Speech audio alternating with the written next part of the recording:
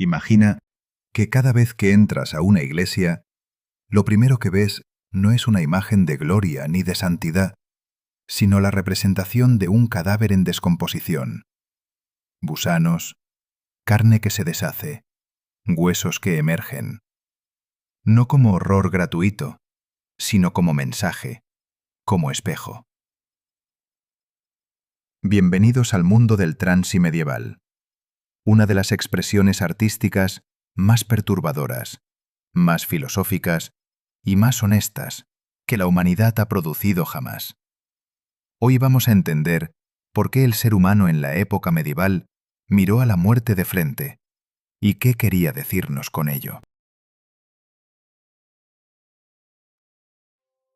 La palabra transi proviene del latín transire, pasar al otro lado.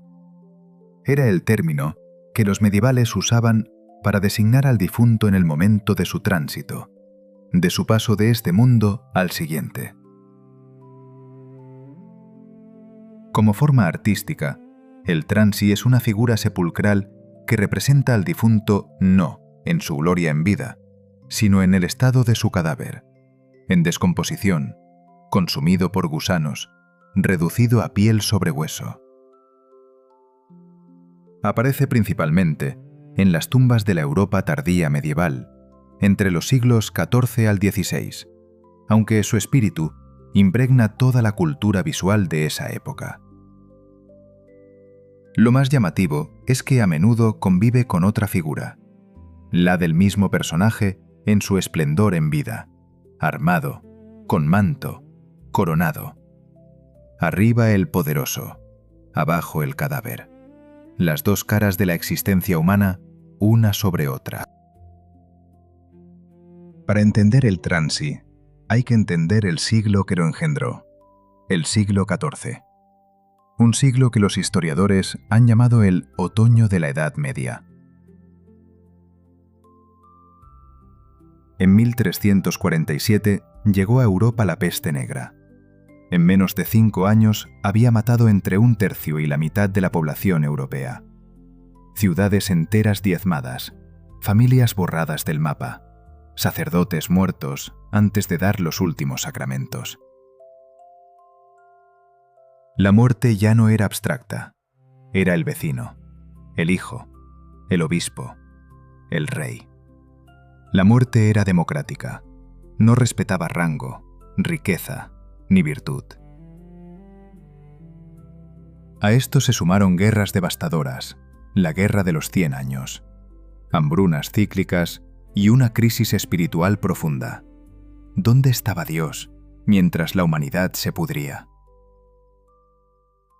En ese contexto nació el transi, no como desesperación, sino como respuesta filosófica y espiritual. Si la muerte es inevitable, hay que mirarla a los ojos, hay que entenderla, hay que prepararse para ella. ¿Por qué querría alguien que le representaran como un cadáver en su propia tumba? La respuesta está en 3 conceptos teológicos que estructuraban el pensamiento medieval.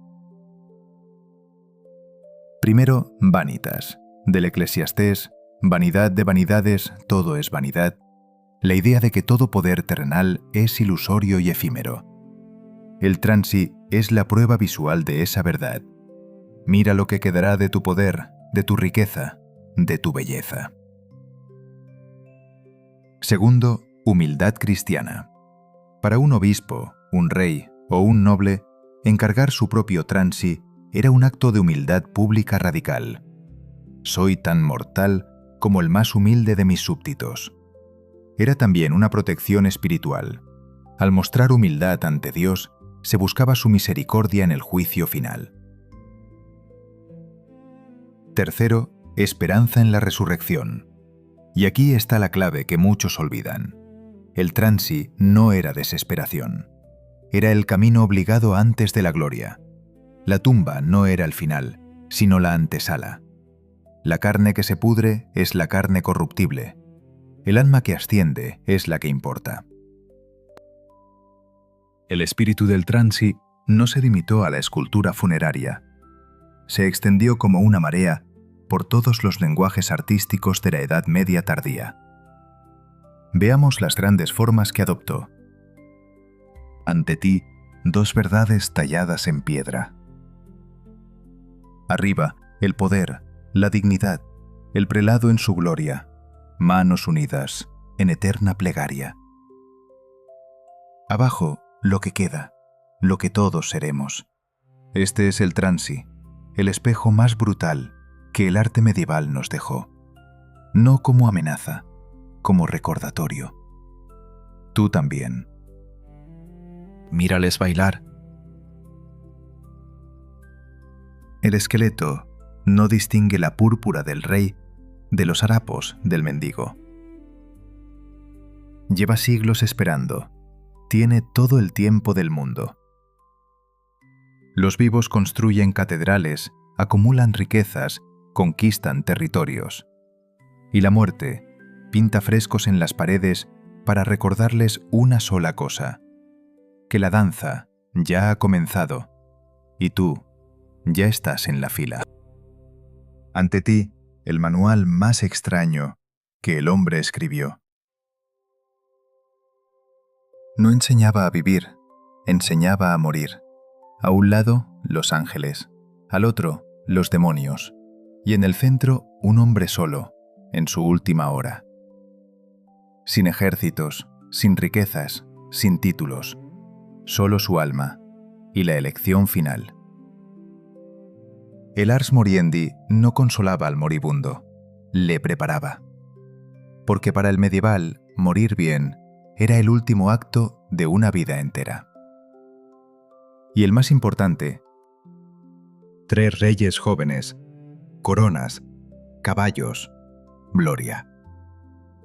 El camino era conocido. El bosque no debería guardar secretos. Y entonces los vieron. 3 figuras, inmóviles, deshechas. Carne convertida en silencio. No hablaron con palabras, hablaron con lo que eran. Miradnos bien, jóvenes reyes. Nosotros fuimos lo que vosotros sois. Vosotros seréis lo que nosotros somos. Los caballos se detuvieron. Las coronas no brillaron. Y por primera vez, los 3 vivos comprendieron que el bosque no les había tendido una trampa. Les había mostrado el espejo. Los monjes avanzan. El cuerpo no pesa. Pesa la vida que cargó. En los márgenes danzan los esqueletos con la alegría obscena de quienes ya conocen el final. Requiem aeternam dona eis, Domine. Dales descanso. Como si toda existencia hubiera sido, en el fondo, una forma extenuante de no descansar. Arriba, la luz. Abajo, las llamas. Aquí en la tierra, la palabra humana tendiendo un puente entre lo que somos y lo que tememos ser. Esta página no habla de los muertos. Nos interpela a nosotros. Caminan despacio, no porque admiren, sino porque algo, sin voz, sin ojos, les ha pedido que bajen el ritmo. Las paredes fueron personas. Tuvieron nombre, miedo, hambre, amor.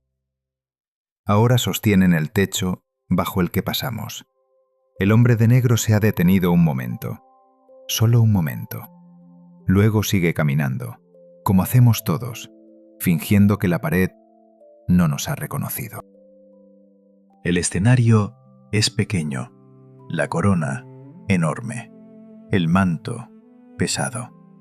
Años enteros cosidos en oro y armiño para decirle al mundo: yo no soy como vosotros.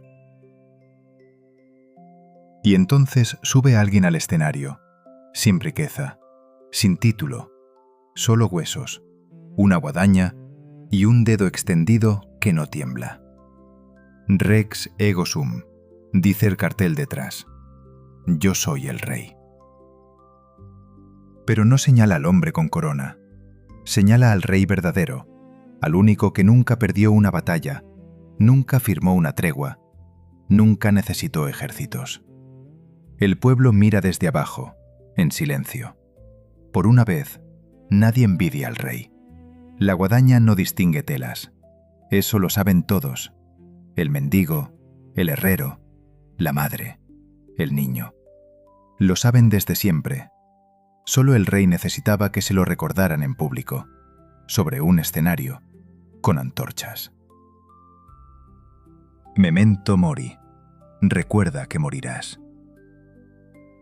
No como amenaza, como la única noticia que alguna vez te trató de igual a igual. La mesa estaba puesta, el vino servido, los nobles satisfechos. Nadie lo invitó, tampoco hizo falta.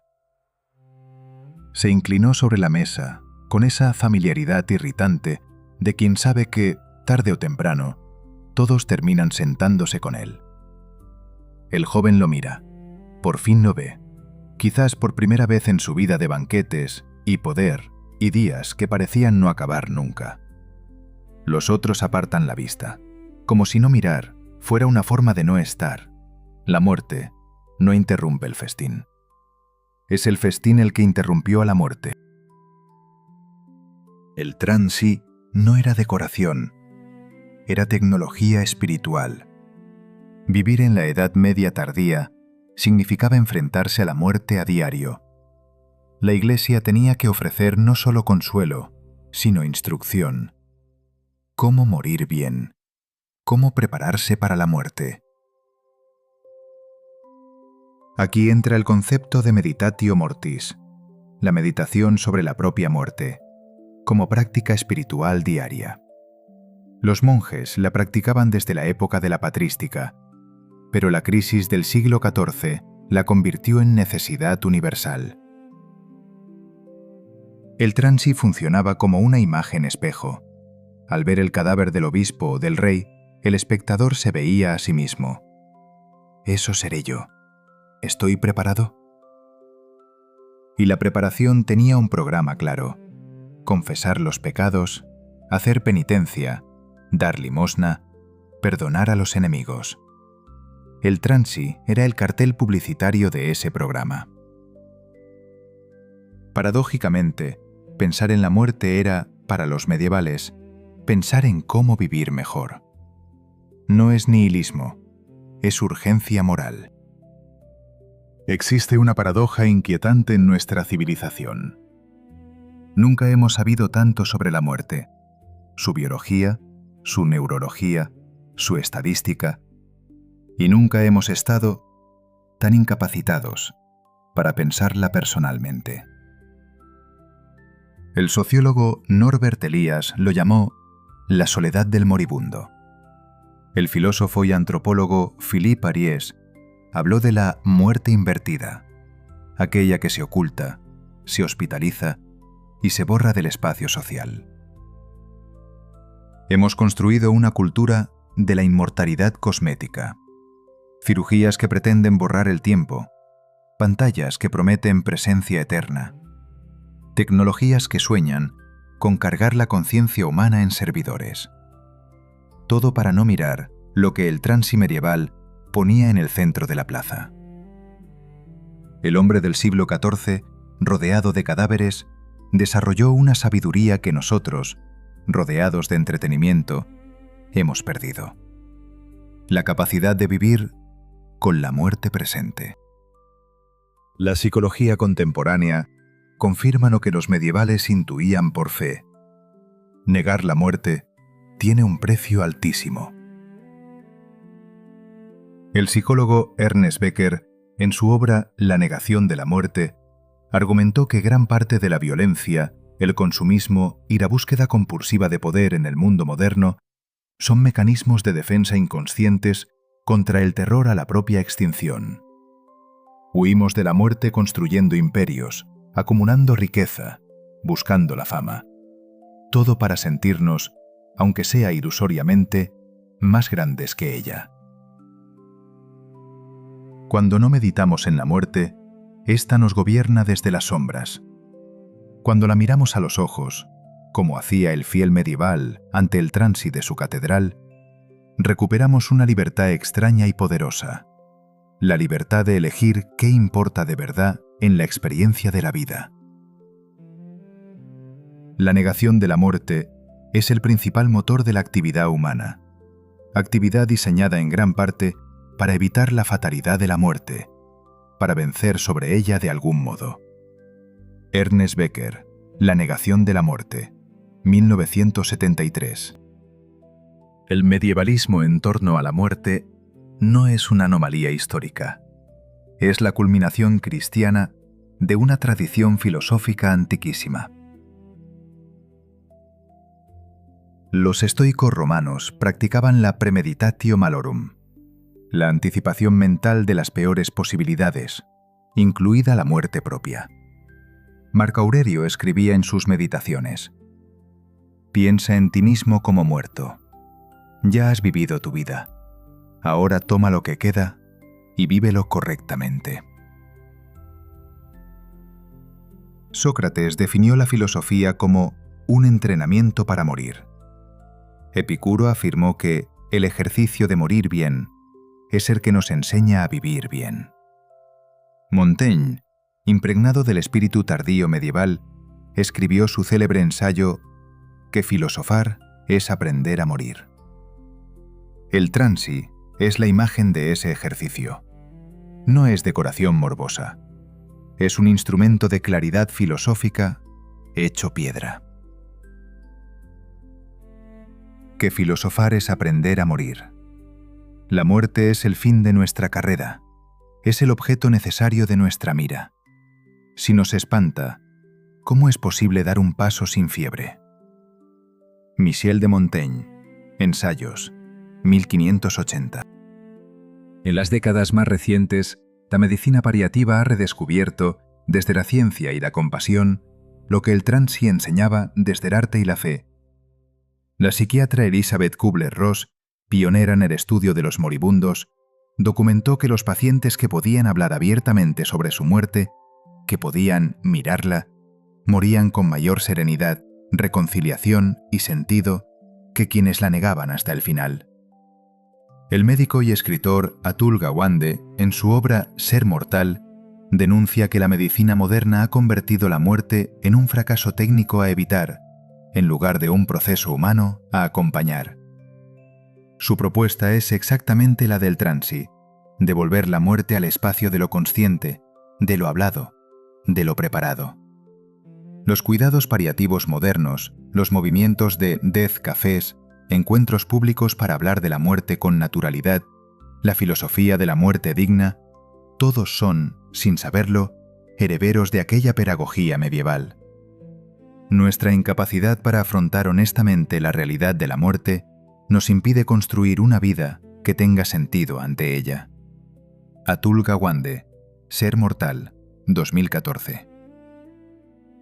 Si el ser humano actual tuviera que aprender sobre esta filosofía, ¿cuáles serían las principales enseñanzas que debería integrar en su vida? En primer lugar, la lucidez. Reconocer que la muerte es real, propia e inevitable, no como catastrofismo, sino como dato fundamental de la condición humana que orienta las decisiones. Tener una jerarquía de valores. La conciencia de la finitud fuerza a elegir qué es lo que importa de verdad. El dinero, el poder y la fama se relativizan ante la pregunta del transi. Las relaciones, el amor, la virtud y el sentido emergen. Tener una urgencia compasiva hacia los demás. Si todos vamos a morir, si todos somos igualmente frágiles, el otro merece mi atención ahora. La meditatio mortis medieval producía generosidad. La misma lógica funciona hoy. La búsqueda de la reconciliación. La conciencia de la muerte invita a sanar relaciones rotas, pedir perdón, decir lo que se siente antes de que sea tarde. El transi como urgencia afectiva. La práctica de la gratitud. Lo que es finito es también precioso. La conciencia de que todo pasará, convierte lo ordinario, un amanecer, una conversación, un abrazo, en extraordinario. Y, por último, la libertad interior. Quien ha mirado a la muerte ya no la teme con la misma intensidad, y quien no teme a la muerte es libre de vivir sin la angustia de perder lo que siempre fue prestado. Nuestra sociedad hace exactamente lo contrario que la medieval.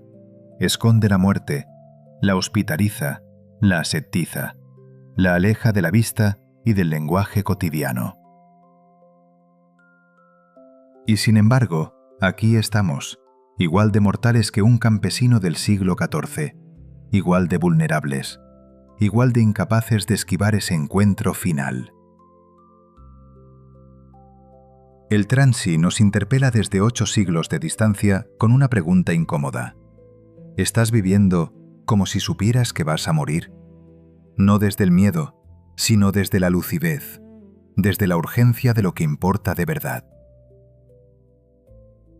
Quizás la mayor lección del transi no es sobre la muerte, es sobre la vida. Memento mori. Recuerda que morirás, y mientras tanto, vive.